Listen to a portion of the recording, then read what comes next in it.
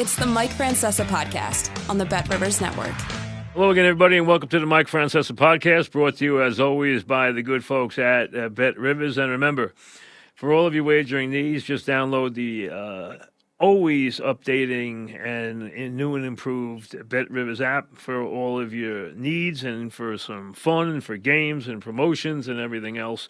And later this week, before we get to Selection Sunday, which we are now a week away, we will have some things to talk about as far as the podcast going forward, which we'll talk about that in the days to come. Now, free agency in the NFL is still 2 days away. The negotiating period, and let's be honest, the negotiating period in a lot of places already started, but it's officially allowed to start at noon. But unlike baseball, where you have a lot of guys still unsigned, in football, the top of the free agent market works at lightning speed. I mean, everything just happens so quickly. You better be ready. You better have had your plan ready. Because if you want someone, if you want a top guy, okay, now you always have to deal with them going back to their teams. And I am not in the least bit surprised that Chris Jones went back to Kansas City because Kansas City couldn't lose Chris Jones. He's that good. And they didn't, to the tune of a lot of money, which we'll get to. But things happen very quickly. If you're the Jets and you want to lock up a key offensive lineman, and there are a couple out there they should be targeting, specifically one, you better move quick. You better move very quickly because it does not happen at slow speed. It happens very quickly. Now, already you've seen a lot of movement with the quarterbacks, okay? Mayfield, as expected, back to Tampa. As a matter of fact, Tampa, they got their guys back. I mean, they got Mayfield back, 3 years, $100 million, 50 of it guaranteed. They got Evans back, 2 years, 52. They got Winfield on a non-restrictive tag. He's back. So they got their big guys back. But you've already seen now Russell Wilson goes to the Steelers. The Russell Wilson thing is funny. Russell Wilson woke up one day in Seattle after all the success they had. Years of success. Went to 2 Super Bowls. Won one. Got a lot of money. Had a really great career going.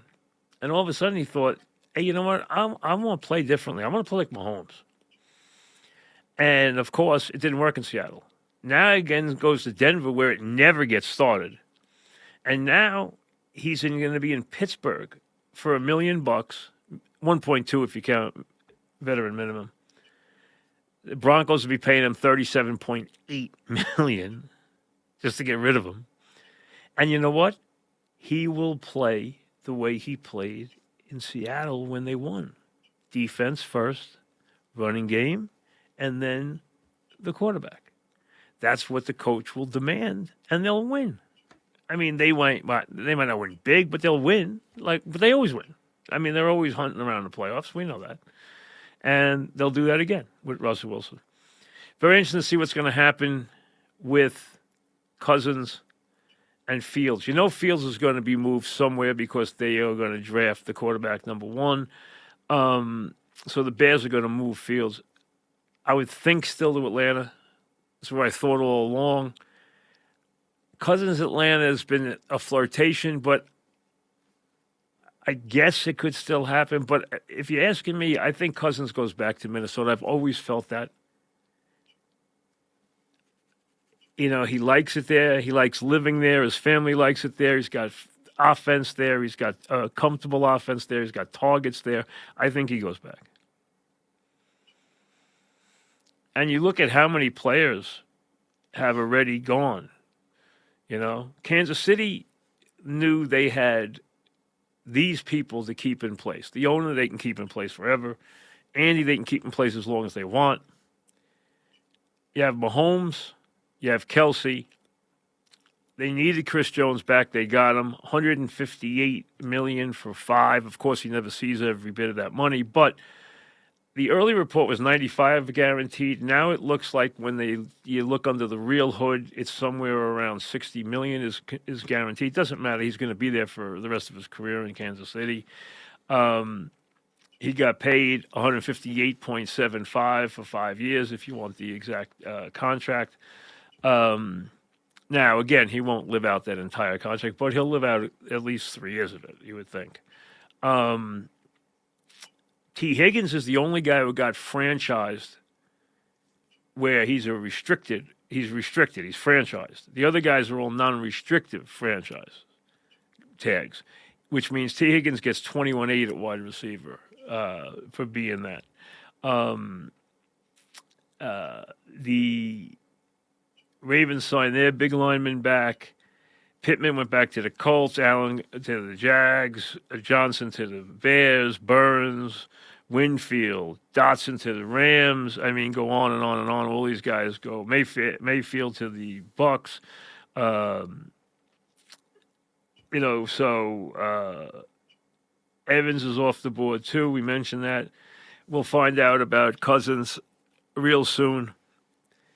And then you're left with what's at the top of the free agent market. What's left at the top? I mean, at the top of the market was Chris Jones, without any question. I mean, he was as good a guy if he had been in free agency, he would have been maybe the best player ever to hit free agency. That's how good he is. He's a first ballot Hall of Famer, and he is a big reason why the Chiefs have won 3 Super Bowls in 5 years. They don't win them without him. Cousins, I just have a feeling goes back to Minnesota. Christian Wilkins changed his teams at defensive tackle. Hunter, I think, finally changed his teams. You know that they can't tag him. And he's held out before. I think he goes. If I'm the Jets, and I know you could say this is going to be expensive and it's risky, I sign Tyron Smith because I need that kind of offensive lineman. Last year he played 942 snaps, the most he's played since 2018. He's been a vastly underpaid player. When he plays, he is a superb player. Is he hurt often? Yes. Is there risk? Yes. Well, why do you think there's an offensive tackle of that ability on the market? There are never offensive tackles on the market, ever. Good offensive tackles don't hit the market. Guys like Tyron Smith don't hit the market. He hit the market because he's 33 years old and he's always been injury prone. And the Cowboys are watching their pennies. So if you're the Jets, lock them up. Barkley, and I don't think it's that big a deal where any of these backs go because they're all... It just shows you how much the back has to fight to get a second or third contract. Because look at the names that are in free agency at running back. It's a who's who. I think Barkley is either going to sign with the Cowboys, the Texans, or the Eagles. I think the Cowboys are first, though. If I were the Eagles, I'd sign Pollard. I think Pollard, as a change of pace guy, would fit perfectly in their offense. I think he'd be a great fit in their backfield. And put him back in his role. He's not a lead back. He's not a guy you want to hammer inside off the tackle on 1st and 10. That's not his game. He's a change of pace after you've pounded the line for a little while with the big back or with the lead back, and then you use him to break plays and to be explosive out of the backfield. Bring him in on second down and long or third down and 5. That's what he is. He's a guy who is very good at catching the ball out of the backfield, very explosive out of the backfield, and he can break plays out of the backfield. I love him back in his role. Loved him in his role. He never should have left his role. There are edge rushes in this draft. If you need one, there are guys available. There are linebackers in the draft. And there's running backs galore in the draft. There's a couple offensive linemen. There's even offensive linemen I would dabble with. There's wide receivers, but there's wide receivers in every walk of life. I mean, there's a million wide receivers in the draft. You don't need to go to free agency and spend a lot of money for a wide receiver. You really don't.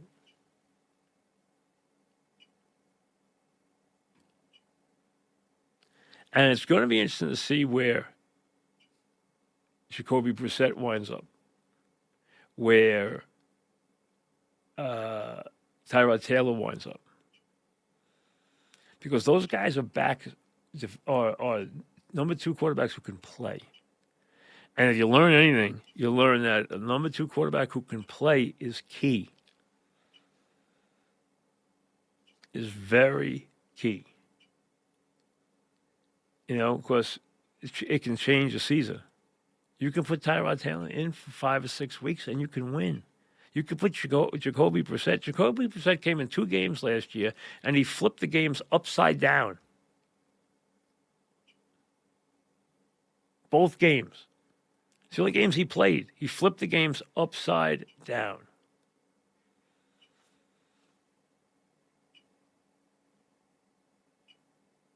And I'd also be fascinated to see who Sean Payton has his eye on, because I guarantee he's got his eye on a quarterback, either in the draft or somebody's quarterback that's now going to be hitting the bench. A lot of talk about Sam Howell. You know, Sean's going to have his eye on someone and think he can fix someone. But when you got guys like Derrick Henry, Josh Jacobs, okay, Pollard, I mean, these guys are good players. I mean, a couple of them had. I mean, let's be honest. Henry couldn't have a better career. I mean, a guy like that. Now, you don't want to sign him. You know, he's not going to get a commanding contract. It's just not going to happen. No running back who's on a second or third contract is getting a commanding contract. It's not happening. Nor will Barkley. It just does not happen. Austin Eckler's in there. There's a couple of guys in there I like. I told you I like Pollard a lot, putting him back in that role. I like him a lot. I also would be very interested if my defense needed it. All right, if it's a need, I would be very interested in the guy out of Miami. I think that Van Ginkel's a very interesting player. Versatile player. I like what I see from high motor. I like everything I see about him. I think he's an interesting guy. I would not go near Chase Young. Chase Young is going to watch. He's going to really have to fight for his money because you know what? He's been a complete bust. He is not the player they thought he was going to be.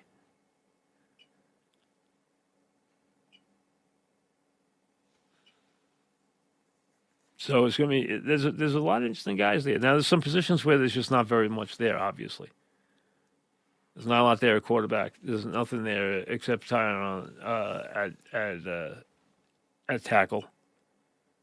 You could probably play on when you Most people list him as a guard, but he can play right tackle. So you could, to get him at his age, 26, you watch. He is going to be very much in demand. And if I were the Jets, I'd be very interested in him also because of his versatility. You could play him at guard. You could play him at tackle. He's not a left tackle. He's a right tackle. But you know what? You play him at right tackle. You have Tyron Smith at left tackle. You have an offensive line.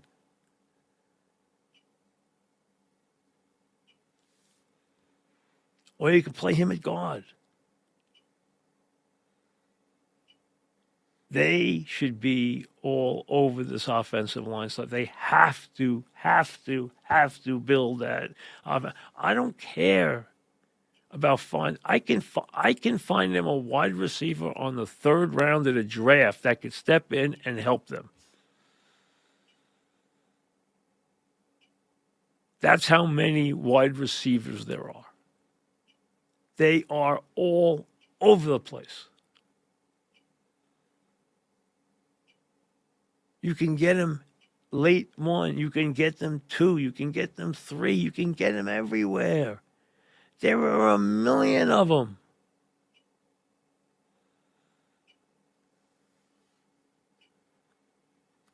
So do not go crazy. Now, listen, they're not all going to be, Marvin Harrison Jr. I mean, that's a rare product. Or the kid out of Washington, who is a legitimate top 5 draft prospect.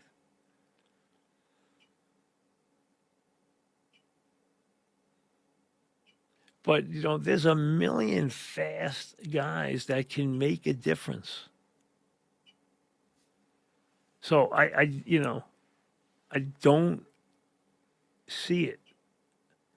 Look at how many times the guy who caught the Super Bowl winning touchdown wasn't even on the Chiefs last year. He was on the Jets. And he wound up on the Chiefs.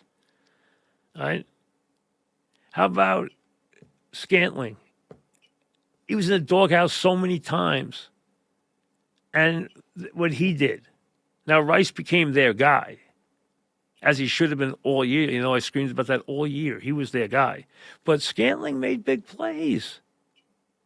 You can have wide receivers come out of anywhere.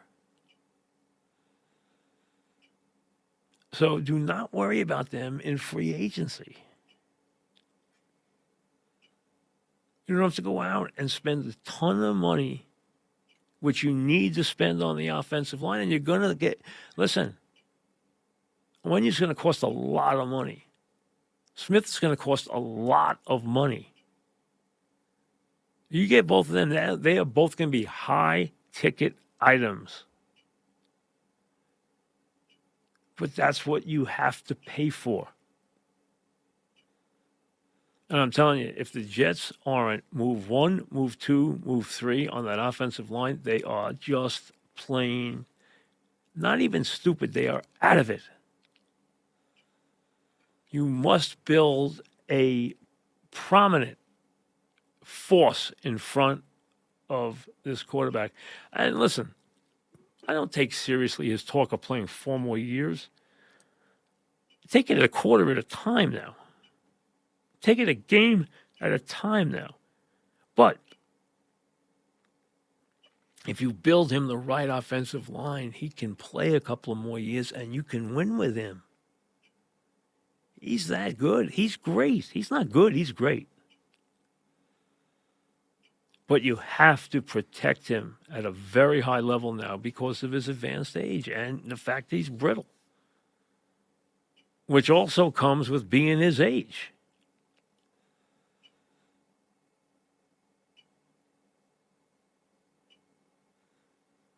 And as we get to free agency here, and watch the top of it because it's critical.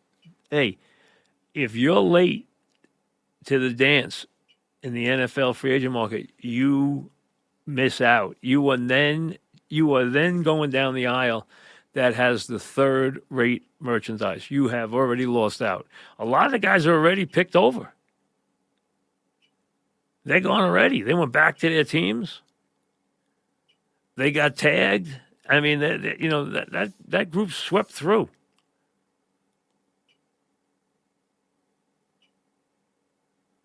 When you count those two things already, a lot of the guys are gone that you thought were on the free agent market.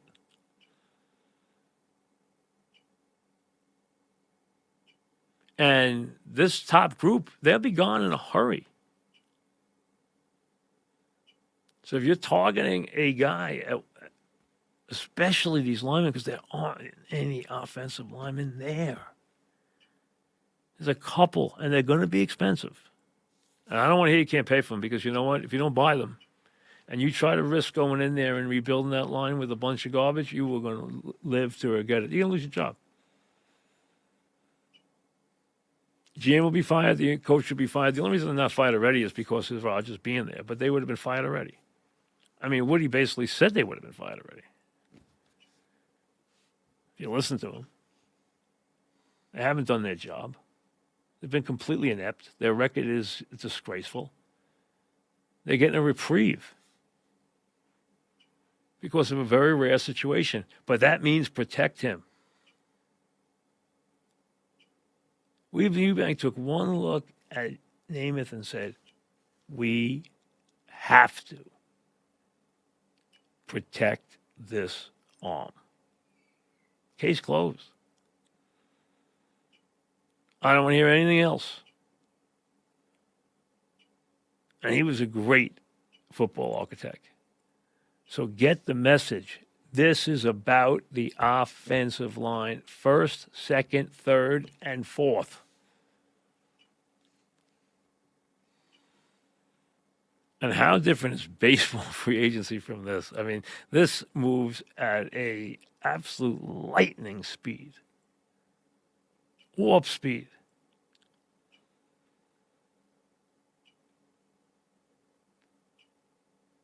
It's spinning already. It's started yet.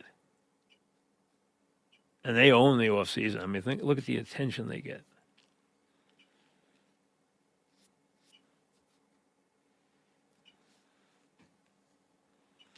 So for the Jets, I don't want to hear anything except the offensive line. For the Giants, you know what? So much chaos has been created around this organization now. It's very sad. You know, it looked like they had finally found their guys. The GM and the head coach looked like they were very much in lockstep. They had a lot of success in year one. They were daring. They were smart. They did things well. There looked to be tremendous unity of decision, unity of communication, unity of movement, and everything they did. And now it looks like a complete disaster again. It looks like nobody knows what's going on. Coaches wanting to leave. Coaches bad-mouthing the head coach. The head coach can't get along with anybody. Now he throws temperature. He does this, he does that, he does that. You know, the GM says this, the GM says that, the GM says this, the GM says that. And on top of it, everyone's like, oh, well, you know the relationship between Mara and Belichick. Remember one thing here. There is no relationship between Tisch and Belichick. The Tisches came in when Belichick was gone. They never had anything to do with him, unlike the Maras, who had a lot to do with him, a lot to do with his young days in the league, his many years with the Giants, his success as the defensive coordinator there, in the Parcells team, the whole thing. Great relationship between the Maras and Belichick. No one would discount that for a second. But no relationship. Zero. And you have to think that there's a chance the Tisches might not want him to come in and be given, you know, absolute power. Now, I don't know that he has to have that. He might be more willing to work than people understand, that people might think.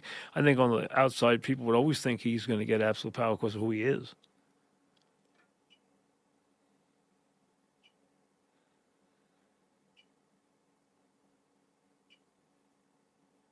And how great is the opportunity as we sit here on the brink of a new season for Andy Reid?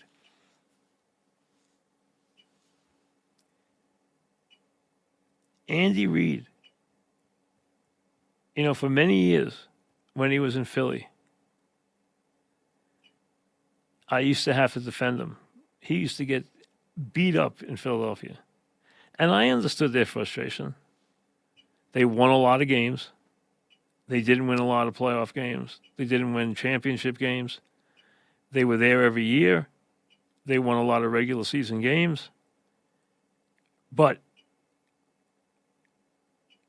they were frustrated because they'd get to the NFC title game and then they'd fail. Or they got to the Super Bowl and they failed.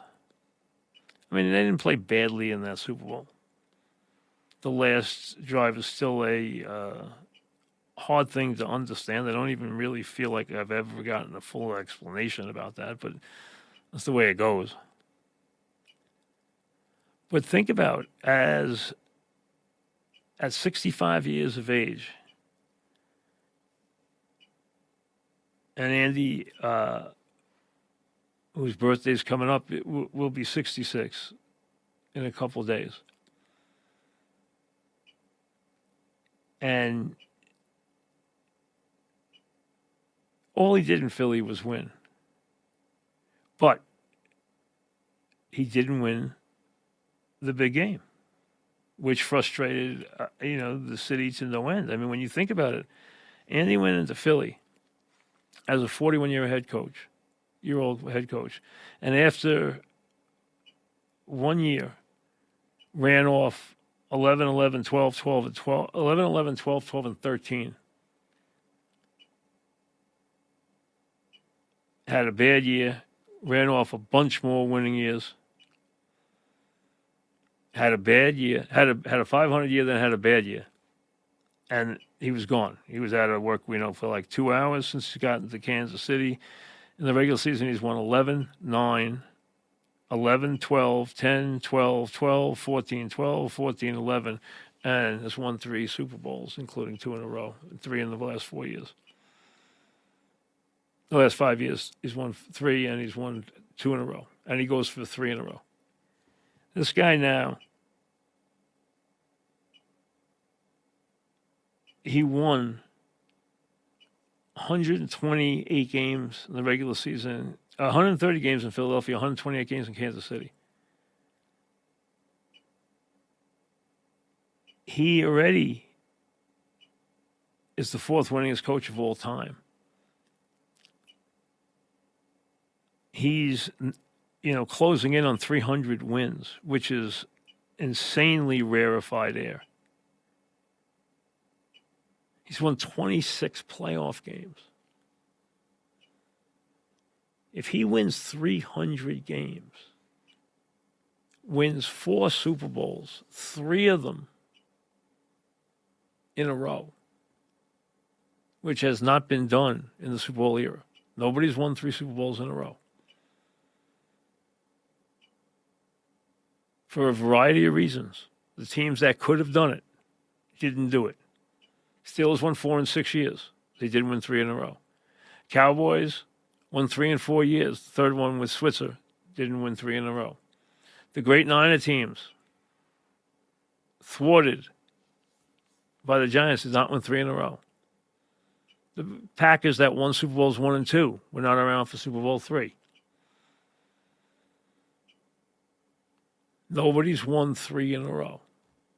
If he does that, you're looking at a coaching career that will rank in the top 3 of all time. Of all time. 300 wins. 30 playoff wins. 4 championships. 3 in a row in the Super Bowl era. 4 Super Bowls. It will be a career the likes of which, now, we'd have 2 retiring together that will probably be untouchable.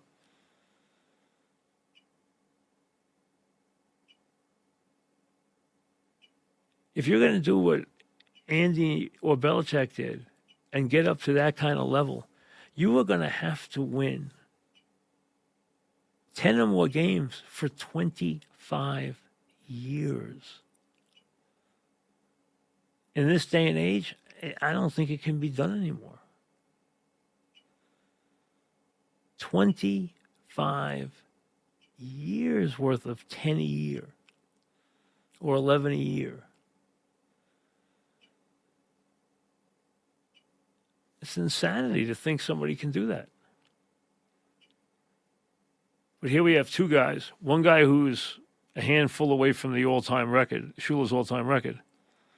And then Andy who's, closing in, on 300 wins.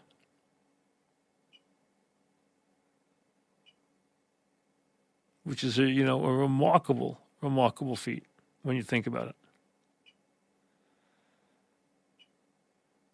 An absolute remarkable feat. 258 regular season wins, 26 postseason wins.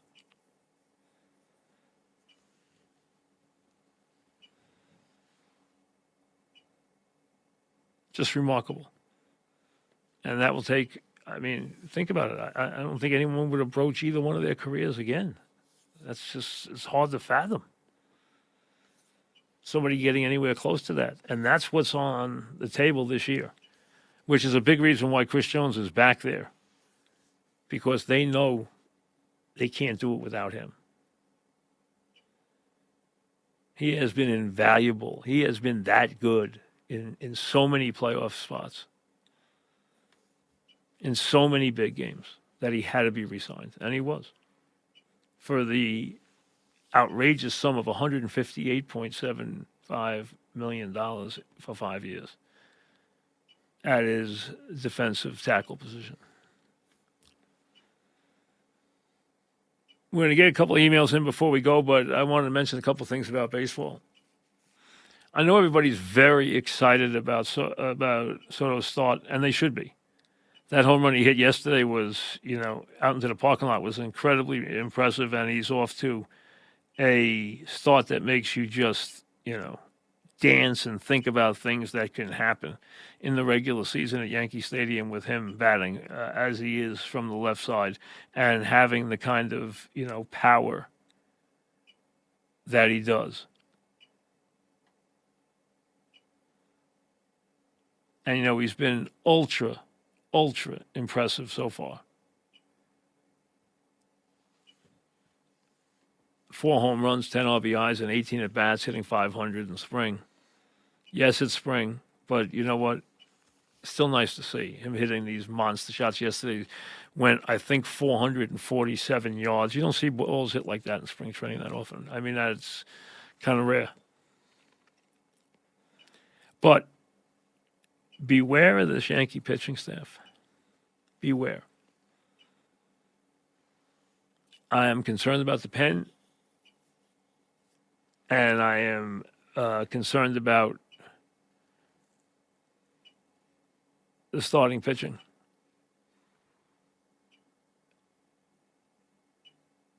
Obviously, a lot of it's going to hinge on what Rodon does.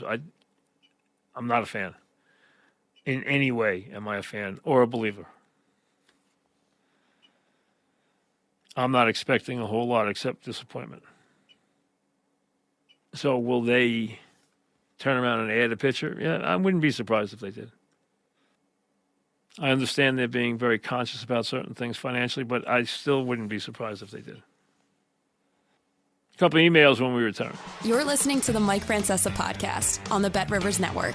Mike Francesa podcast at gmail.com. That's where you send your emails. Let's get to a couple right now. Do you think the Yankees should have signed Josh Hader? I don't think it had to specifically be him, but I do think they should have added another bullpen arm. Yes, I do. Ryan, with Patino, do you think he will take the Johnnies back to the Final Four? before he retires, or I should say to the Final Four, because he's never taken them to the Final Four. They have been to the Final Four. And he has been to the Final Four on multiple occasions with multiple schools and won championships with multiple schools. But I would think there would be a very good chance that over the next 6 years, considering the opportunities to get players that will be available, I'll be very interested to see how they attack this year. Meaning, how do they attack? Do they attack locally? Do they attack in conference? What is their, do they attack from the mid-major, or do they even attack from the major situation? So obviously they will have plenty of money in the NIL. Nobody can have enough, but they will have plenty to deal with, and they will have some holes to fill, but they will be able to do that. So it'll be interesting to see. As far as their status right now, I think with one more win, they are in the NCAA tournament. I think if they would lose, I think right now they are in the field, but not secure. I think that they could get knocked out with a loss. They could get knocked out with a rash of upsets. I don't think in the major conferences you'll see that many of those upsets, because so many of the big conferences are going to be, the SEC champ, the Big 12 champ. Those are the two best leagues. I put the Big East third. The champion's going to come from one of the teams that's already in the NCAA tournament. I would be shocked if it didn't. And the Big 12, you're talking about 9 teams. I think that the Big Three are obviously seeded. Connecticut will be a 1. I think that Marquette will be a 2 because they'll take the Kolek injury into effect over the last couple of games. And the fact that he didn't play, you should, because he's that important to the team. I think that'll make them a 2, and I think Creighton will be a 3. So you have those 3 seeded.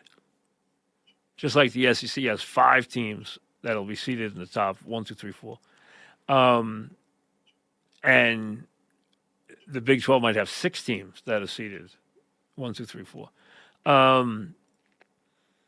Including there's 3 lock ones: Connecticut, Houston, and Purdue. The 4th one will come from among Tennessee, Arizona. Arizona lost to USC last weekend. Tennessee lost to Kentucky, but that's not a bad loss. And Carolina beat Duke for the 2nd time. Carolina, Arizona, or Tennessee will be the 4th one of those 3 teams. The other 2 will be on the 2 line. Seton Hall's in. That's 4. I think St. John's in right now. If they lost to Seton Hall on Thursday and they play in the 4-5 game at 2:30, remember their next win after that, the next game after that will come against, if they beat Seton Hall that day, the next game is going to be UConn on Friday. So they don't lose anything by losing it. They don't gain anything unless they play them if they played them a white knuckler, that would be gaining by losing. So there is something of a moral victory that can be gained there with the committee watching. If they played a bad game there, that could hurt them a little bit, but they would have already, I think, locked up their bid by beating and playing in that game on Friday, because they would have beaten Seton Hall on Thursday.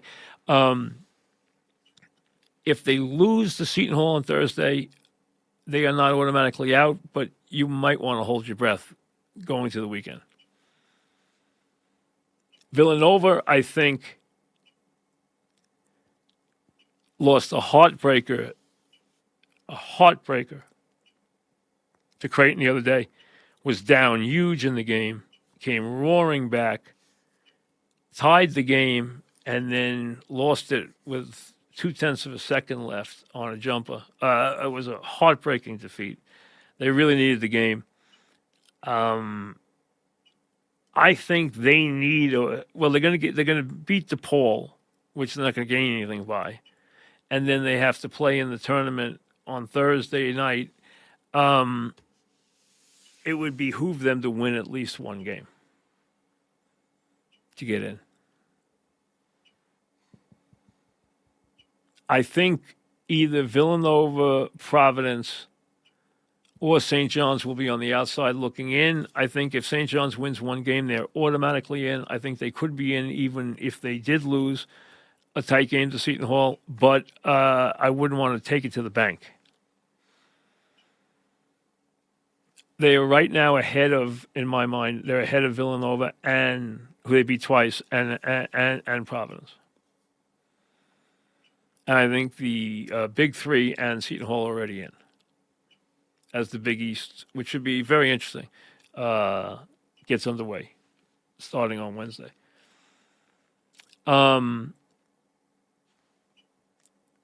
So as far as back to the original question was would Pitino, considering his coaching prowess, and he is a brilliant coach, you cannot take that away from him. He's made some missteps this year. The comments he made after that bitter loss were ill-advised.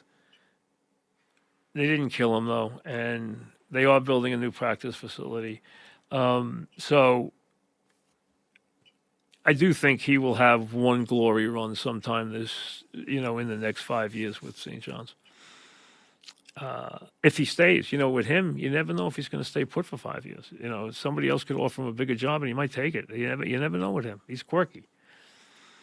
Grew up listening to the Fan, okay? I remember when the station was born, okay? So do a lot of people. Used to have it on throughout the day. I miss See You and the Dog.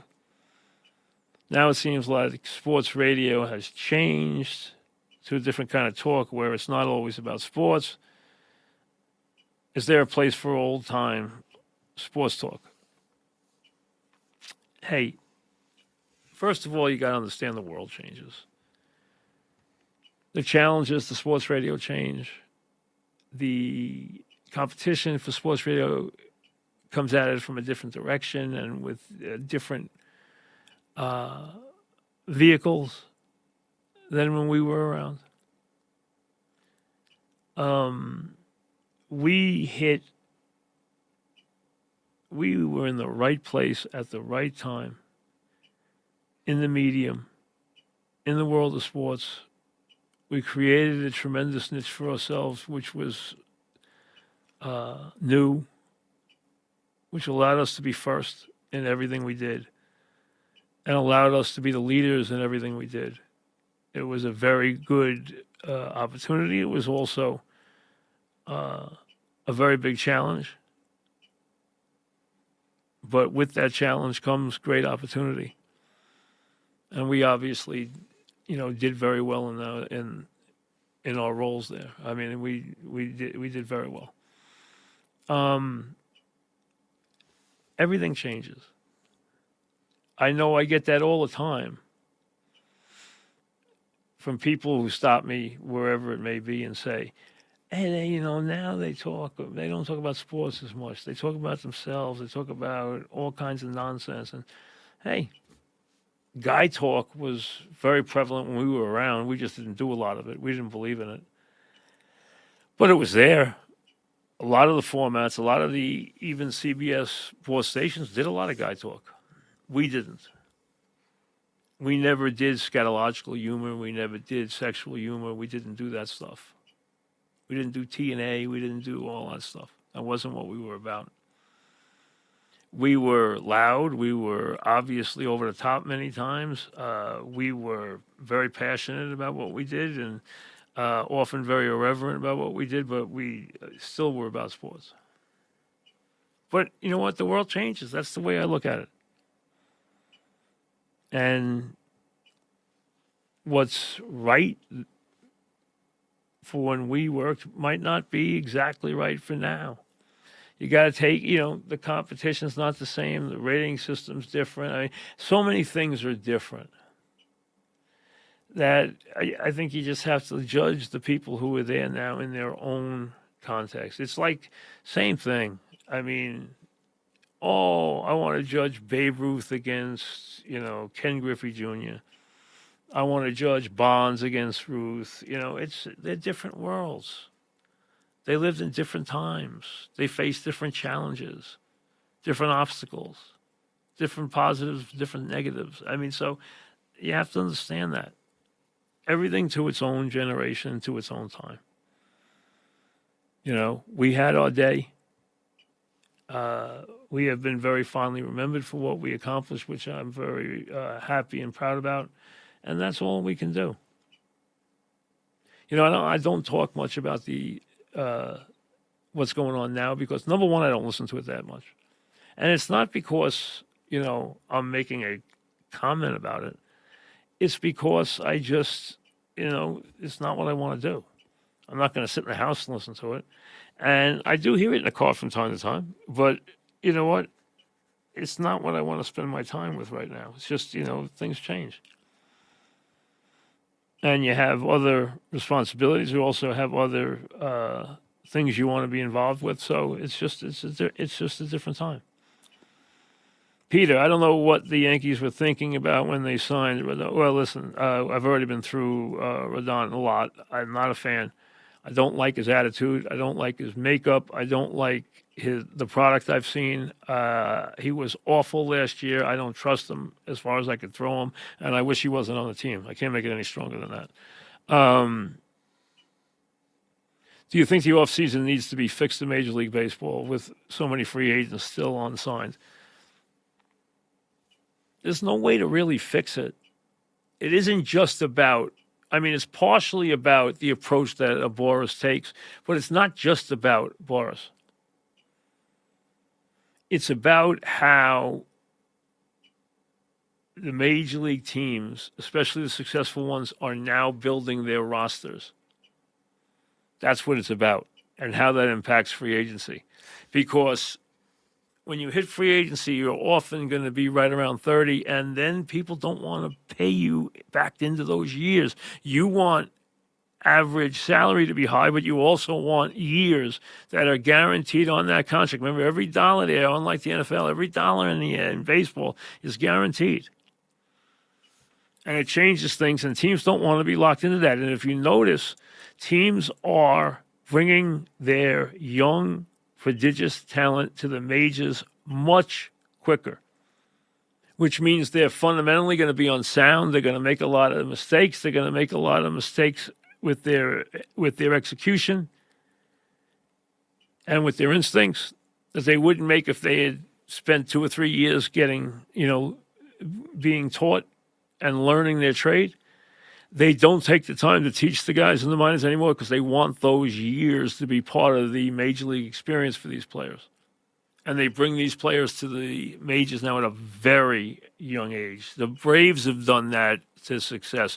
The Orioles are doing it now to success. And I think it is clearly the standard, becoming quickly the standard. And that will, without a question, impact free agency. We'll see you in a few days. Thanks for listening to the Mike Francesa podcast on the Bet Rivers Network.